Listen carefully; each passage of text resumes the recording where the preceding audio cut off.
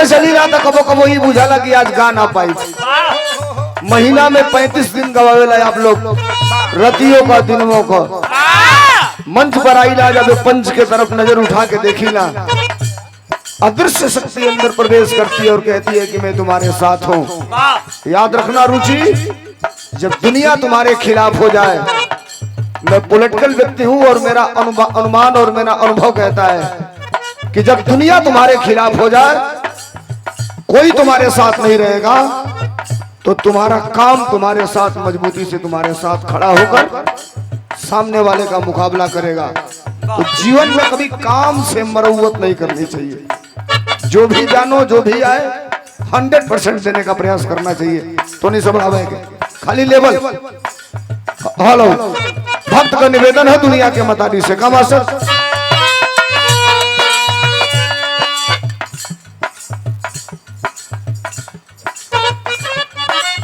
दिखाया बढ़ा था रेट धीरे धीरे। 217 रुपया का पुरस्कार हरिंदर यादव, जिला पंचायत प्रत्याशी, वार्ड नंबर 17 से। अब 51 से 217 ले आई, देखे के बाद रात भर कितना ले बोड़ी वाला। बहुत बहुत धन्यवाद, बहुत बहुत नमस्कार। भक्त का निवेदन है दुनिया की मतारी से, का मास्टर असरा बाटे बस तू हरी, असरा बाटे बस तू हरी दुआरी से, असरा बाटे बस तू हरी दुआरी से, चाहे ममता दुलार महतारी से।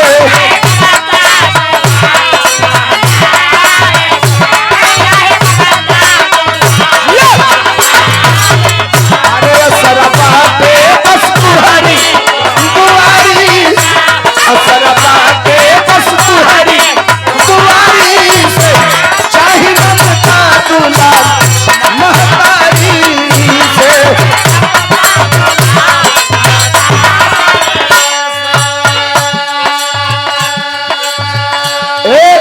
सुना, तेरी कृपा हुई दुनिया के लोग कहते हैं, माना तो देव ना तो पत्थर, मन की तरंग मार लो बस हो गई भजन, आदत पूरी सुधार लो बस हो गई भजन। भजन कई प्रकार का होला, दास का पहला निवेदन, तू हर कृपा भइल त का भइल, प्यार मिलल, प्यार मिलल त तुलसी जी भइले कभी,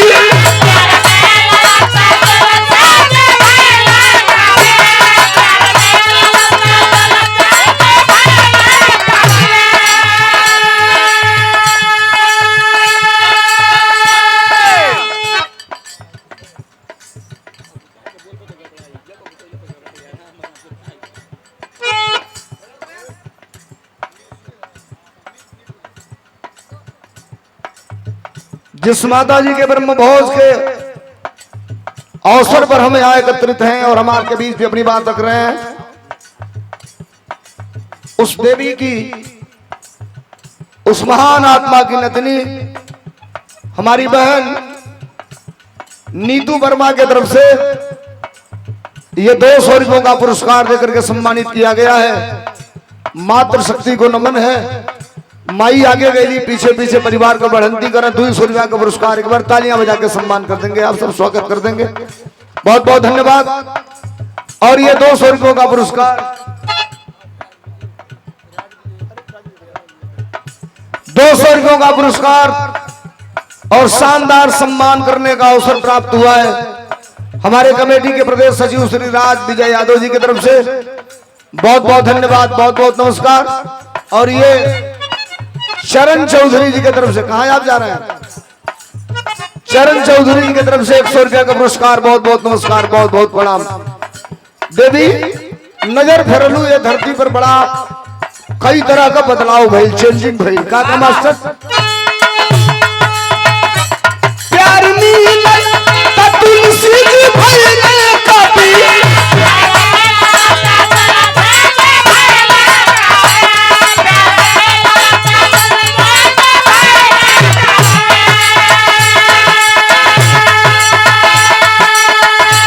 कालिदास के बनल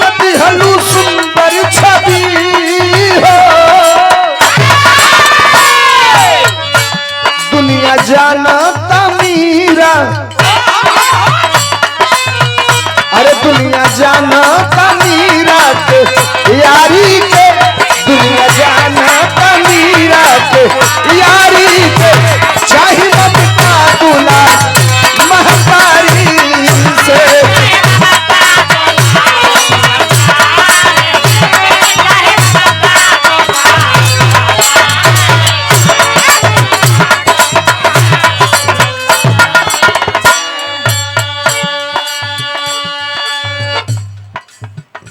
वार्ड नंबर 7 जिला पंचायत प्रत्याशी श्री लाल बाबू राजभर जी की तरफ से मत करन, अगर ऊपर ये गई तो कहन लोग बढ़ले बका दिक्कत नहीं। 51 रुपए का पुरस्कार बहुत बहुत धन्यवाद, बहुत बहुत नमस्कार आप सबके। नमस्ते।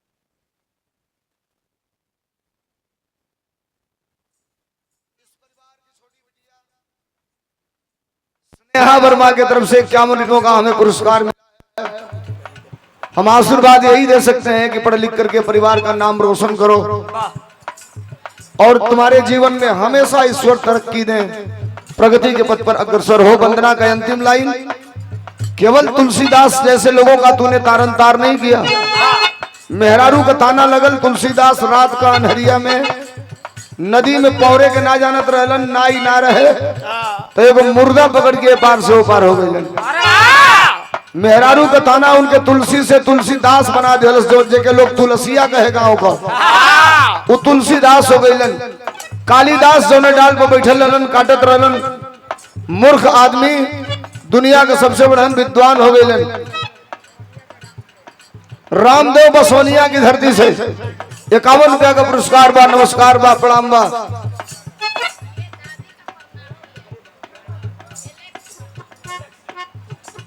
एलेक्स वर्मा दादी के परनाती हैं। एलेक्स बड़ा सुंदर नाम है, इसको अंग्रेजी में व्याख्या करेंगे ALEX एलेक्स। एलेक्स वर्मा की तरफ से ये 51 रुपयों का पुरस्कार। मालिक सुखी रखे, लड़का खूब पढ़े लेकिन अबे नौकरी मिले वाला चांस लागत नहीं खे, देखल जाइए आगे का होई। लड़का के बहुत बहुत धन्यवाद। अमित गैस एजेंसी बड़ा गांव 51 रुपया का पुरस्कार। इन्हें 100-200 की बात दूसरा नोट चले ली सना है, क्या करोगे। 900 वाला बहुत बहुत धन्यवाद, बहुत बहुत नमस्कार आप सब भैया लोगों के। नमस्ते प्रणाम।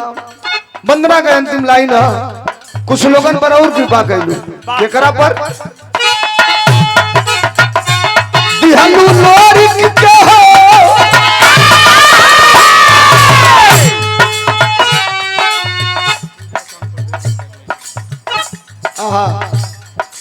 ये हमारे भाई प्रदीप गुप्ता जी के सुपुत्र और हमारे भतीजा पूजा साउंड सर्विस के प्रोप्राइटर मालिक,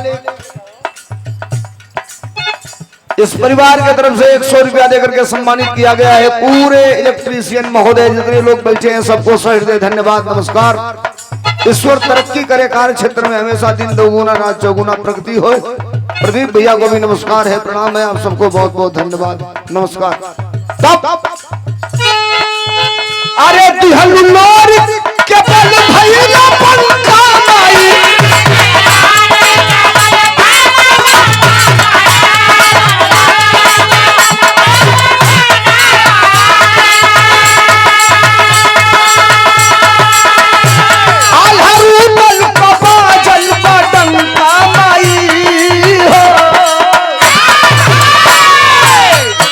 जग जाहिर परमार, अरे जग जाहिर परमार दुनियादारी में, जग जाहिर परमार दुनियादारी में, शाही ममता दूल्हा महतारी से।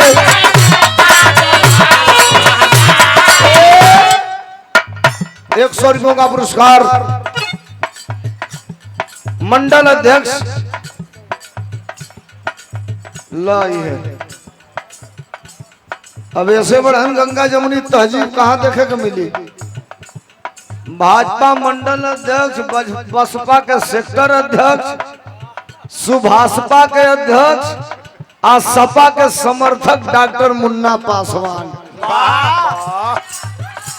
कि हर बानी रउरा दनी हम चरण आप और आपको छुअल चाहते नहीं है सरकार। जय हो प्रभु। वाह क्या बात है। कुल ले ले दे ले उन्हीं से आके हमारी की यहाँ आके लकर खाती बहुत बहुत धन्यवाद, बहुत बहुत नमस्कार। एक बार ताली बजा के भाई को स्वागत कर दिया, बहुत बहुत धन्यवाद। वंदना का अंतिम लाइन हमार वल्दियत का है। दुनिया में लोग गावेला अपने आप लोग उपाधि दे देला, हम फलाना है, हम धमाका है, हम बड़का टोपी वाला है, हम छोटका टोपी वाला है। ना हो गईले गुरुवन हो भैले गुरुवन बिहारी गणेश जी अमर।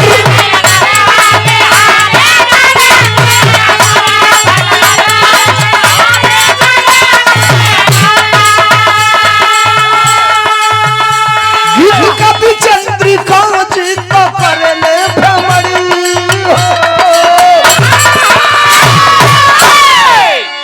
खुश गया सोलंकी, खुश गया सोलंकी के अरे यारी से, खुश गया सोलंकी के यारी से। चाहे ममता दुलार महतारी से, चाहे ममता अरे सराबा के बस तुहरी दुआरी, सराबा दुआरी से चाहे ममता दुलार महता।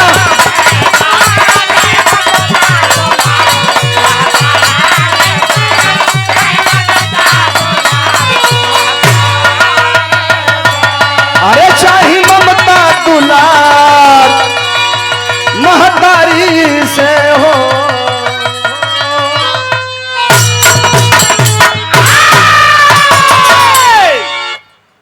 नीमन गीत और से सुने के मिलल, बढ़िया बढ़िया तरस सुने के मिलल। गाना तो रोज इतने घड़ी चलता,